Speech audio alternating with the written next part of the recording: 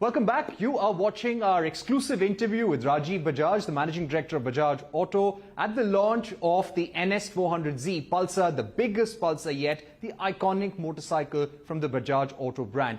Hybrids are a very interesting technology. We've seen Tesla sales slowing down globally. Everyone is now talking about hybrid. Is that something that you're looking at closely, or does that make you feel anything about the electric vehicle ecosystem? There was a lot of excitement, but there is now a certain amount of introspection, so to say, within the industry as well. My own view, Parikshit, is for the kind of two-wheelers we make and three-wheelers we make, which can be largely called as intra-city vehicles, I think electric is the right solution because, you don't have to travel long distances. There's no air conditioning. You're not going to be caught in a snowstorm somewhere and run out of charge. So you don't have to worry about the charging network, etc.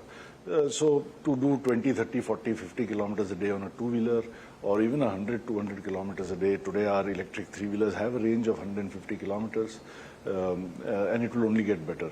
So I think people will go home or come to their place of work and charge, etc. So I think with two and three-wheelers by and large, I don't see so strongly at least the relevance of hybrids. But yes, I do feel, and frankly, although I'm not part of that industry directly, I'm very perplexed as to why in India hybrid cars are not more popular than they are and why they are not supported just as EV cars are. Because quite clearly it's going to take a long time before consumers are comfortable with a EV car with a range of just 500 or 700 kilometers. Because for that one occasion, when you may need to go further or you may get caught somewhere, what do you do? So I think hybrid is very, very relevant, very sensible. It's going to take forever to cover this country with a charging network. I mean, I don't think it's going to ever happen. It may happen in some cities selectively. But I really don't know why hybrid is not having a stronger support than it does in this market. Right. You've been very vocal about the need for a GST reduction, and all your competitors have been. How much is it hurting you with all the regulatory costs right now? And would that be your key demand from the government post-elections? Well, it's a demand that I placed, if I can call it a demand, before the FM even last time. And simply because if you compare us with major two-wheeler or motorcycle markets in LATAM or ASEAN, the equivalent of GST there is anywhere between 8 and 14%, I think. So for it to be 28% here, just makes no sense. Let me say it as simply as that. And especially when recent regulatory requirements, including those pertaining to BS6 and ABS braking norms, have, as it is, driven up costs so much. And we can see the motorcycle industry has not come back to its pre-COVID size. So I would have thought that it makes imminent sense. As much as the government has taken such a positive step with electric vehicles, making it 5%, the GST, I would have thought that some tempering of GST, if not for petrol vehicles, at least for relatively clean fuels like CNG. So today, SIAM, I believe, has made a plea to the government again that for CNG two-wheelers, why don't you consider 12% or 18% as GST? So I think it's entirely logical. I would not call it as a crutch or a subsidy or a SOP. I would say it's just simply a matter of being competitive. Right. This has been a very volatile election over the last few months. Would you have any one key expectation in terms of business confidence, or where you want to see India going after this election gets over? Parikshit, I would say this, that first let me tell you what I have felt or experienced, let's say in the last 10 years of this government. I would say the headline for me would be that there is no significant change. I have nothing with which to significantly criticize the government.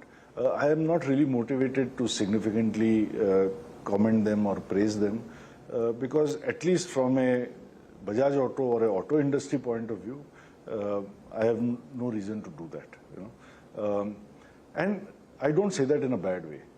I'm simply saying that business is our job and the government's only job is to make it easier to do business. And in that sense, I would say that there's been nothing significantly positive, but there has been nothing significantly negative. But there are things that could be better. Let me just give you an example to illustrate. Of every 100 tires that Bajaj consumes, only 1.5 is imported, just 1.5%. In this particular case, because nobody in India is willing to develop the tire, it's a very low volume, high spec racing tire for the KTMs. When we import such tires from Pirelli, whose plant happens to be in China, we are making a motorcycle which employs a lot of people in the process of its making, and we are exporting it very proudly as a Make in India flagship product to the most developed countries in the world, where that KTM motorcycle is on the racetracks, and people are paying 6,000-7,000 euros for that. Now today, we have to approach the government every 6 months to get approval for these 1.5% equivalent tires that we have to import. I mean, that's a lot of wasted time. And finally, after having got such approvals for some time, we were recently rejected. So now we can't get this tire.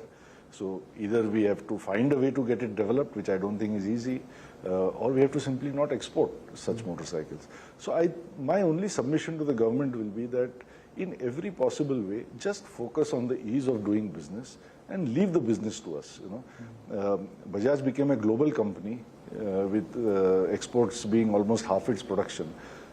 Even before this government came, we didn't need slogans like Make in India or Atmanirbhar Bharat to enlighten us and awaken us. I think we were doing it out of our own sense of motivation and desire to grow.